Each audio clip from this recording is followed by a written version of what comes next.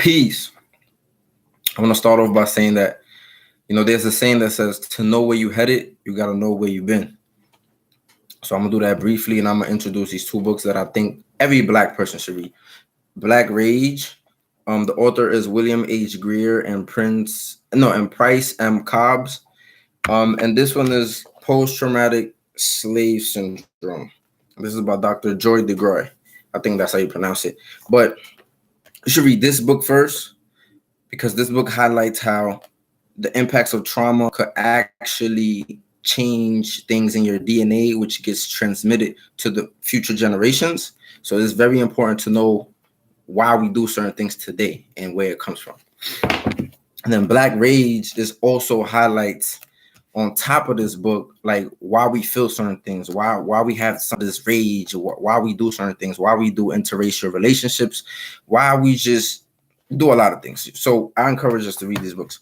So now I want to talk about the Black people in America don't know anything except what the white man has told them.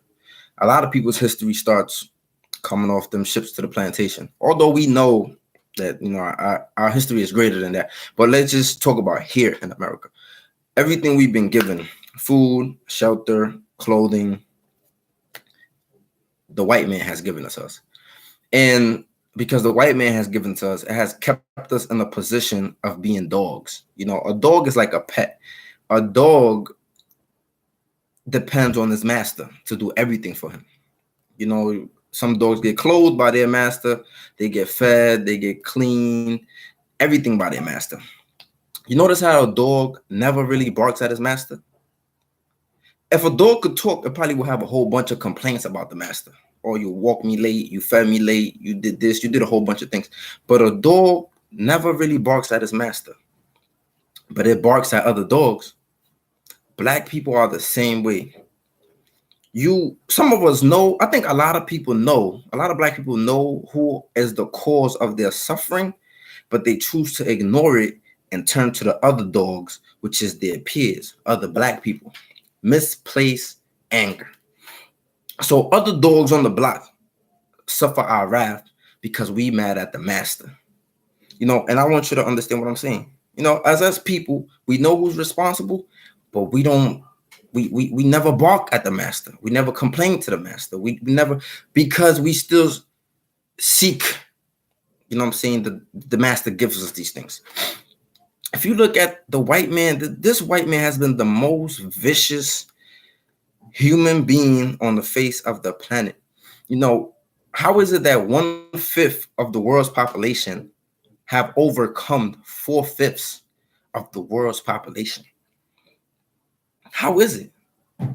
That's because they divided and conquered us. Our division started on the plantation. They designed the system, and the same tactics that they use on the plantation are still being used today. I'm gonna make you a house slave. The house slave gets certain privileges, certain access to certain things. The field slave, he doesn't. So you cause resentment. Look at today. What does the white man do? He gives you a position. Go to my universities, get a degree. What does the house Negro that get the degree does? He looks down upon his people. He starts to say ill. I can't believe I was there. You could have did the same thing. You could have been like me. You could have been wearing this type of clothes and had this type of position. You look down upon your people. You cause enmity. Same thing is happening today. The people that can't get out the hood, or the people that are stuck, or the people that don't have access to the stuff that some other Black folks got access to, the house do, is resentment there. There's problems there. And all of this comes from the plantation. The mindset, the idea of I'm better than you now, or whatever. I'm lighter than you now, or all these things. But the main thing, we live in a capitalist society. This is about the haves and the have-nots, and we don't even see the division. So these people have done the most atrocious things to us, and we still sit here as a people and overlook. A lot of people just overlook man, like they overlook the fact like these people are done raped. These people, we suffering to this day because of these people, but you overlook that. And then you get in an argument with your mom, with your cousin, with your brother, and you won't talk to them for years. Think about that. You won't talk to your aunt or your cousin or your family or your relatives for a long time. You cast them off because you got into argument, but you won't do that to the master.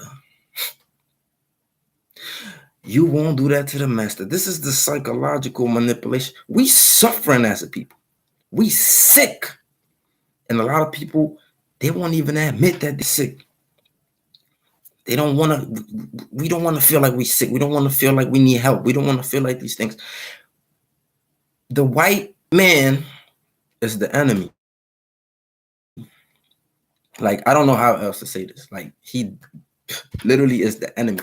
He continues to, why you think every time a black person gets shot down, no cops go to jail? The cops were created as an institution to persecute slave runaways back in the days. All of these things come from the plantation. This is what I'm trying to connect it back to the plantation.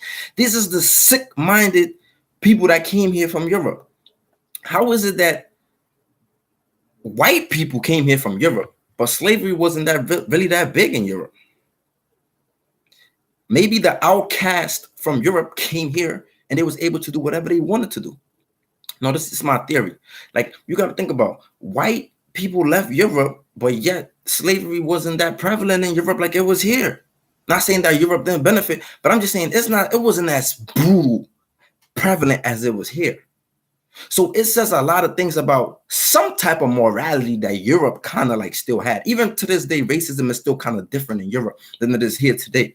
So it just leads me to think that there is a difference when it comes to white folks.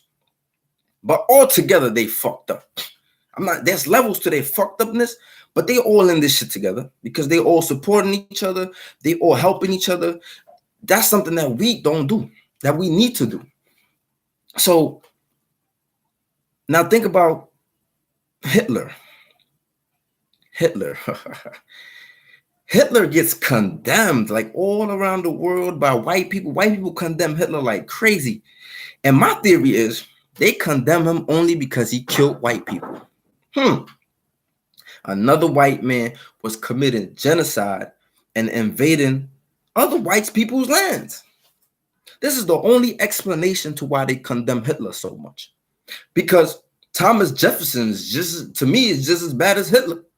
Andrew Jackson, George Washington, all these men that came here, these so-called founding fathers that had slaves, that was raping people, that was committing murder, genocide, and all these atrocious things, they get praise.